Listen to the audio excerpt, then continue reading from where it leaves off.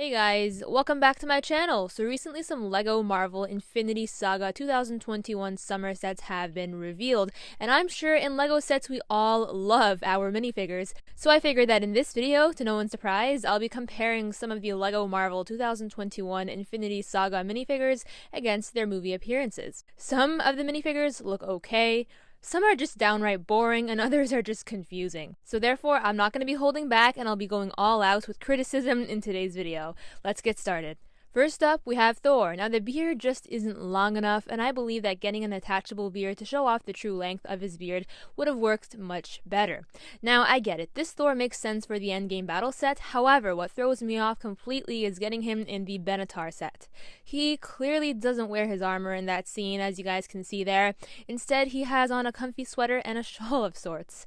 I really wish that LEGO went ahead and actually designed a brand new outfit for him based on the scene rather than reusing his armor in this case specifically. It just doesn't make sense in my opinion. And if I'm wrong and if I'm getting the scenes confused, let me know in the comments down below.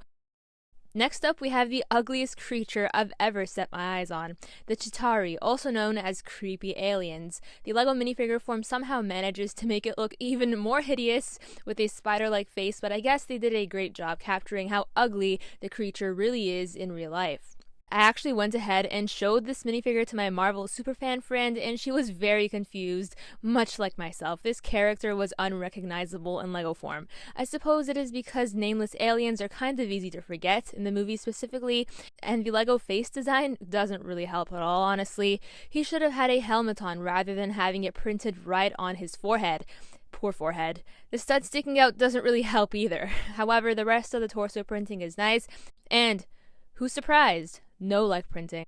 Next, we have the Iron Man suit from the Endgame movie, specifically referring to Mark 85. I mean, the minifigure kind of looks fake from how detailed it is, and I'm loving it, especially the printing on the legs there. It looks really, really good and very, very accurate. I actually have no complaints here, and I think that this figure is perfect. Moving on from the Iron Man 1 movie, we have Mark 3, who's sporting a very fresh look there. Pretty accurate and pretty normal and pretty typical for an Iron Man suit, especially in LEGO form. I do love the printing that continues on the legs there, and overall the accuracy of this figure is spot on. Next, we have Black Panther, who has some very awesome purple highlights found throughout the figure, and the legs, to no one's surprise here, don't have any printing.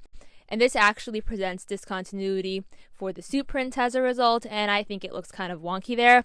But the head is nice, the crown is nice, and the torso is nice as well.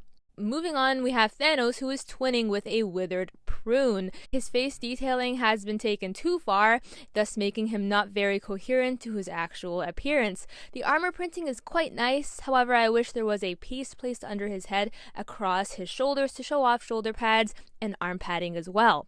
But that face though, I'm sorry, it's just not good in my opinion.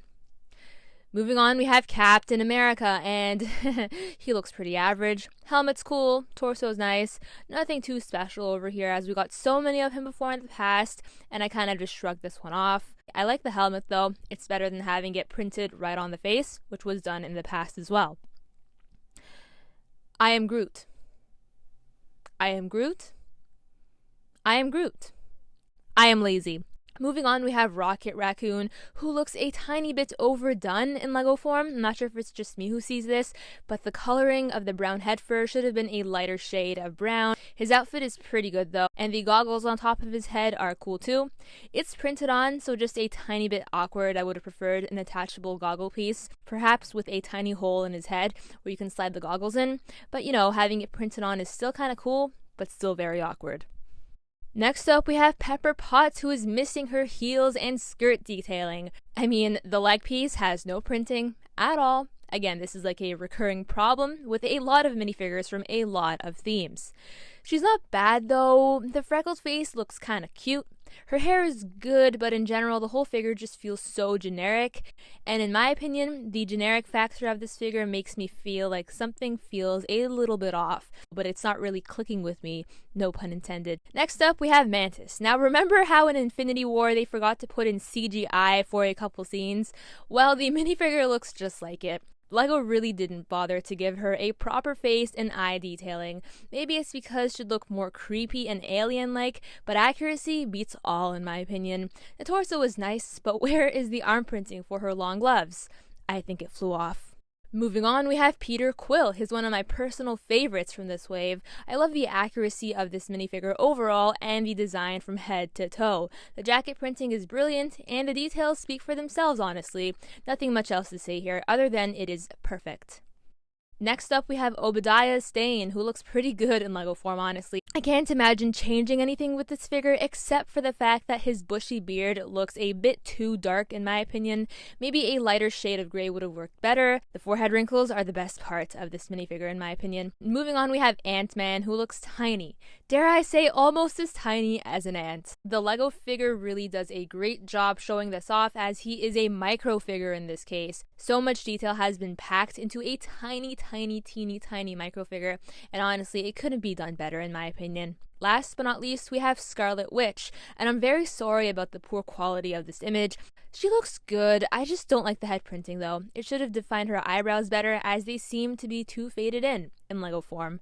The hair is good and the torso is nice as well. It's pretty obvious that LEGO tried to make it seem like her cape is flowing behind her back with the black highlights on the torso to match the pants, and dare I say it worked quite well. Well guys, that pretty much wraps up this video. I hope you guys did enjoy it. Let me know in the comments down below which Marvel 2021 minifigure you are most excited about getting, and I'll catch you guys in the next one. Bye for now.